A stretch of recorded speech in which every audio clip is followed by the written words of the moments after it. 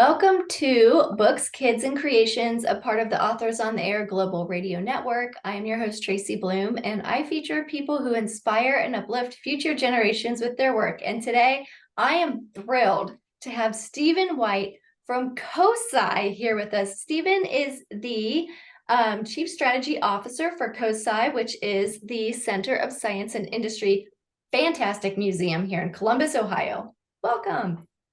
Thanks so much, Tracy. I'm super excited to be here today. This is an awesome opportunity to not just talk about inspiration, but talk about how partnerships can help drive inspiration as well. And super excited to talk about not only some of the work we do at COSI, but also the great work that you do and how we've been able to partner together as well. We just got finished here partnering around the Ohio State Fair, which was an amazing experience, inspiring over 100,000 people.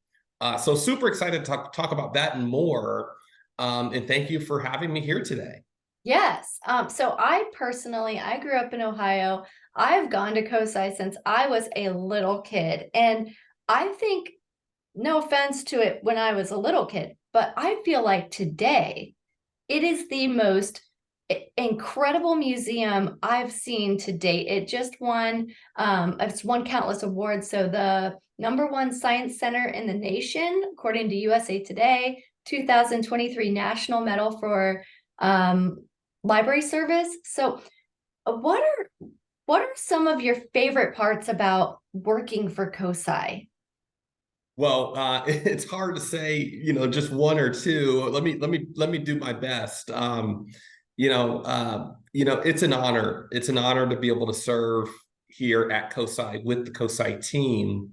We've got a philosophy here called One Team, where we all sort of work together to do the vision and mission of the organization. And that's really, there's around three magical words: to engage, inspire, and transform lives and communities by being the best partner around science, technology, industry, learning.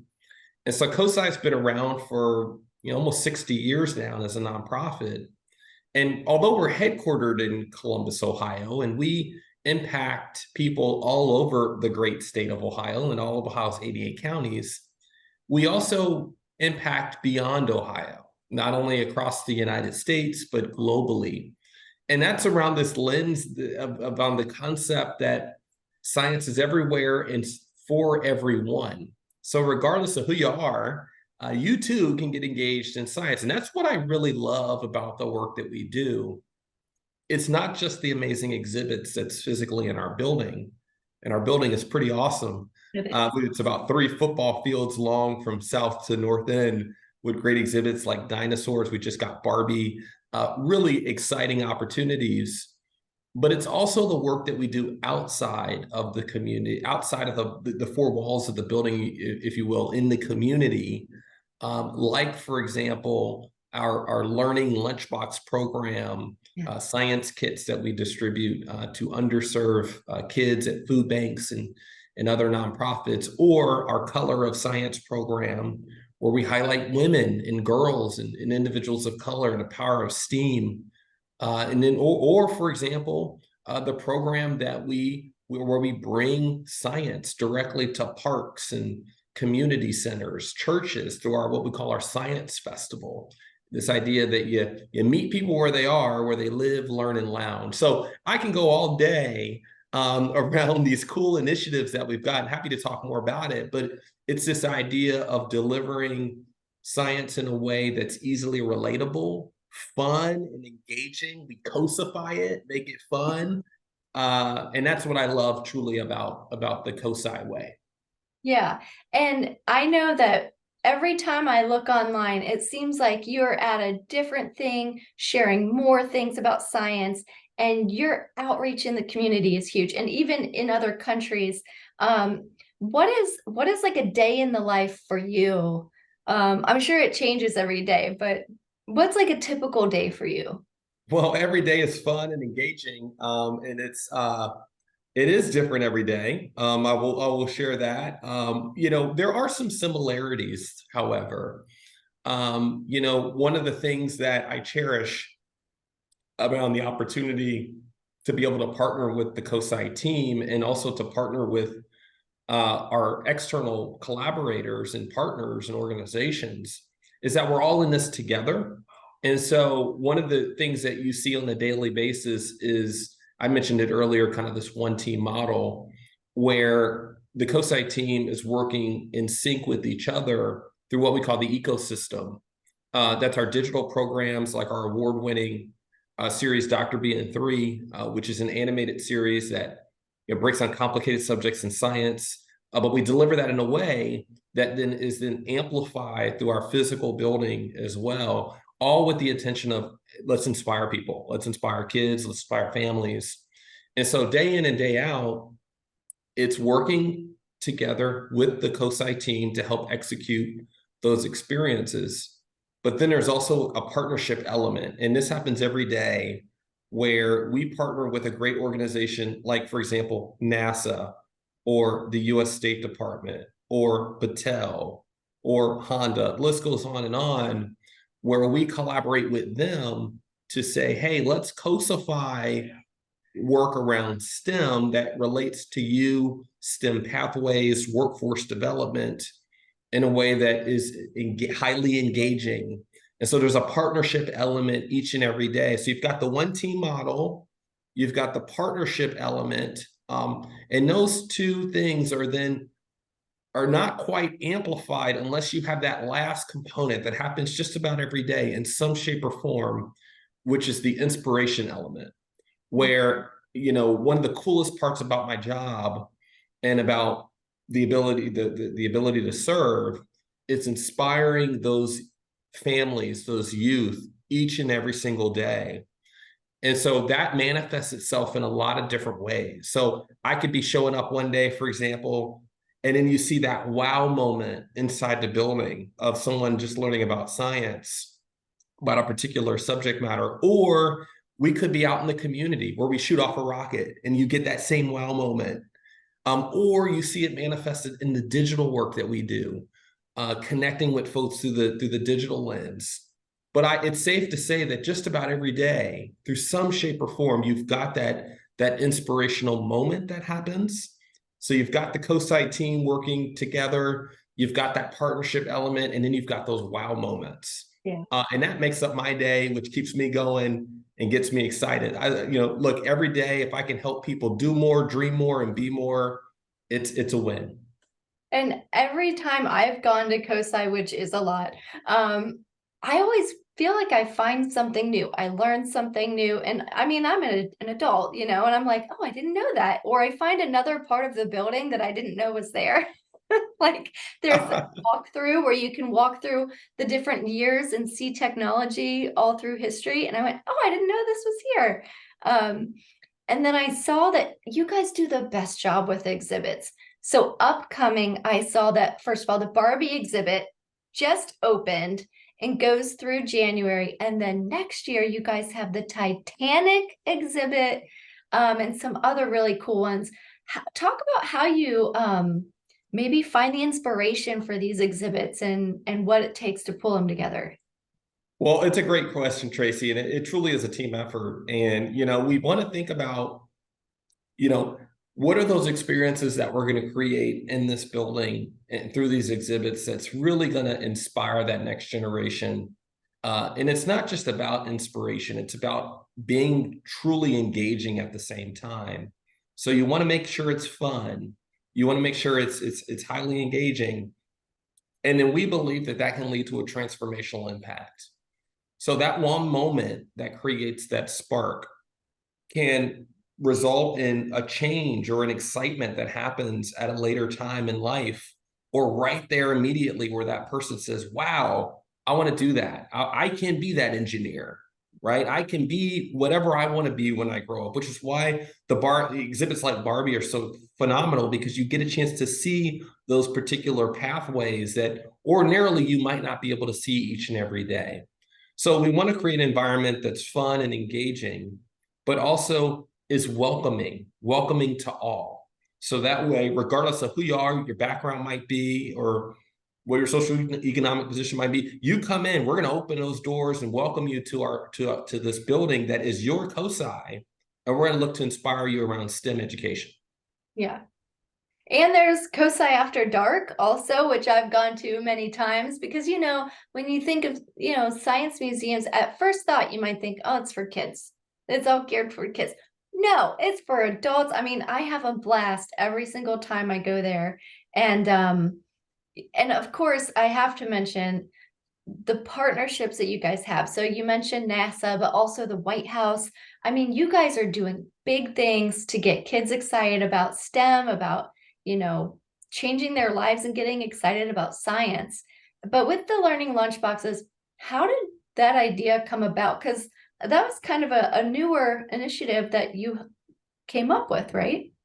Yeah, so this is a great example of, you mentioned, you let off with kind of the COSI After Dark, which is at philosophy, at COSI, we got a philosophy look, we serve everybody from the womb to the tomb, regardless of what your age is. You too can be science. A lot of people think, oh my gosh, science museum, those are for, younger folks and kiddos and whatnot. Yes, absolutely. But science is for everybody. It could be regardless of what age you are. You're still going to have fun and generate that fun and excitement and inspiration.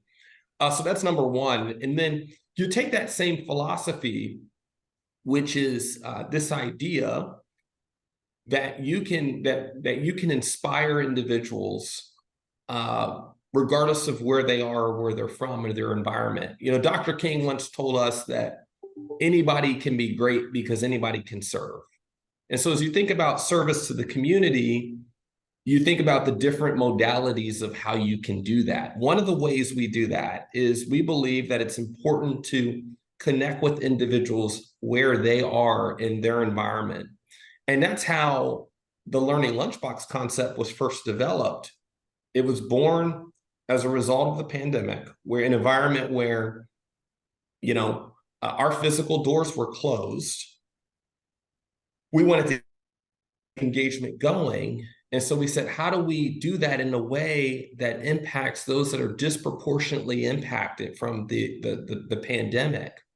I mean, we've seen the data, right? We've seen particularly around literacy, Yeah. and around math standards, and the gap that has been formed and exacerbated. We refer to that as the COVID canyon. Yeah. Because of COVID. And how do you close that gap? Well, you close that gap by making it fun, making it exciting, and fueling that engagement. That's how you can accelerate learning. So these learning lunchboxes, these are kits, these are science kits that we started giving out at food banks, which is the reason why they're called learning lunchboxes.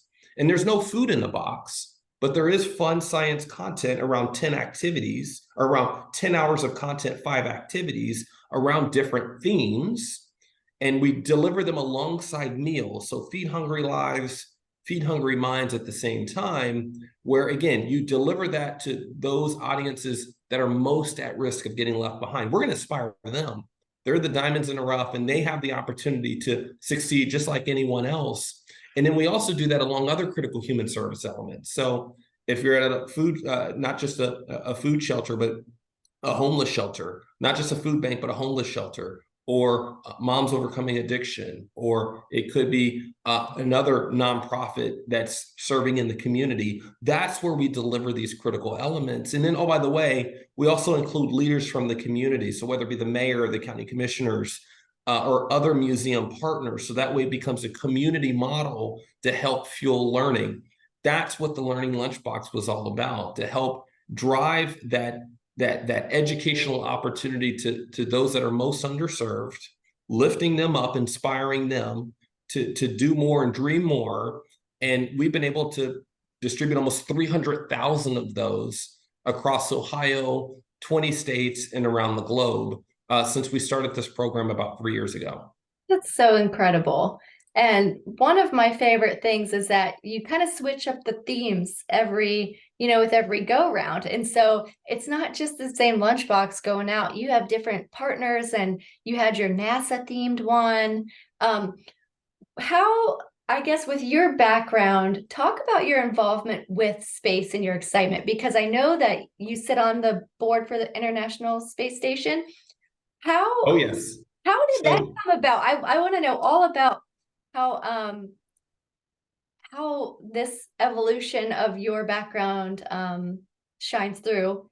Stars Absolutely. intended. Well, I got to tell you, and that's why I appreciate so much what you do. My passion for space started at a very young age, when I was a little guy, and it happened at the library. I'm a first generation college student in low income community down in the Cincinnati area. We didn't have much growing up. Okay, we just didn't. My mom and dad. I was blessed to have a mom and a dad who worked really hard, working in the third shift. My dad worked the third shift.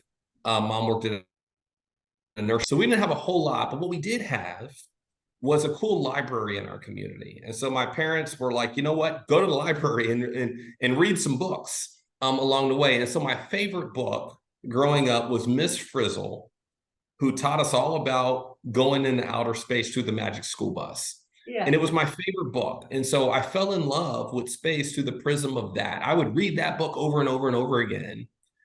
And that transformed me. And that's what laid the seeds for my passion around science, particularly through the lens of space.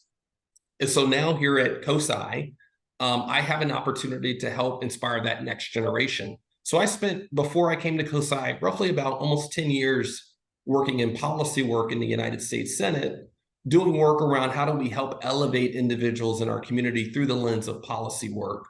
And so now here at COSI, I get a chance to be more of the boots on the ground, being able to help with the COSI team execute some of these programs, like some of the programs I just talked about, but then also getting an opportunity to do more beyond COSI through the International Space Station. So I serve, as you mentioned, as the chair for the ISS, what's called the National Lab, the International Space Station National Lab. So many may not be aware of this, but there is a national lab floating right above us in space right now that is the International Space Station, and you can do research there. And there are astronauts right now floating right above us doing incredible work. And so our goal with the ISS National Lab is to help leverage that resource as an incredible tool to help inspire people around space. And you look at what space can be and what it can be for the future. NASA right now has a goal to deliver the first woman and the first person of color, boots on the ground, walking on the moon within the next couple of years. From there, on the moon, we build a moon base, and then we go to Mars and beyond. You've got organizations like SpaceX creating reusable rockets, and so Blue Origin and others. This is an incredible time right now for us around space and leveraging space.